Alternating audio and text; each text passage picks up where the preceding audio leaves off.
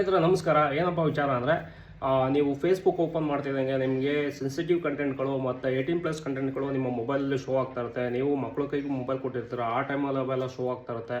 ಜೊತೆಗೆ ನೀವೆಲ್ಲರ ಹೊರಗಡೆ ಇದ್ದಾಗ ನೀವು ಆ ಥರ ಮೊಬೈಲ್ ಓಪನ್ ಮಾಡಿದಾಗ ಆ ಥರ ಕಂಟೆಂಟ್ಗಳು ಬಂದಾಗ ನಿಮಗೆ ಮುಜುಗರ ಒಳಪಡ್ತಾ ಇರ್ತೀರ.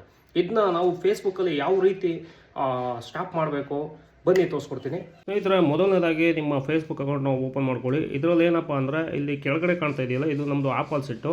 ಈ ಆ್ಯಂಡ್ರಾಯ್ಡ್ ಅವ್ರಿಗೆ ಇಲ್ಲಿ ಮೇಲ್ಗಡೆ ಇರುತ್ತೆ, ಅದನ್ನ ಕ್ಲಿಕ್ ಮಾಡ್ಕೊಳ್ಳಿ. ಕ್ಲಿಕ್ ಮಾಡ್ಕೊಂಡ್ಮೇಲೆ ನಿಮ್ಮದು ಸೆಟ್ಟಿಂಗ್ಸ್ ಬರುತ್ತೆ. ಇವೆಲ್ಲ ಸೇಮ್ ಇರುತ್ತೆ. ಸೆಟ್ಟಿಂಗ್ಸ್ ಆ್ಯಂಡ್ ಪ್ರೈವಸಿ ಅಂತ ಇರುತ್ತೆ, ಟಚ್ ಮಾಡ್ಕೊಳ್ಳಿ.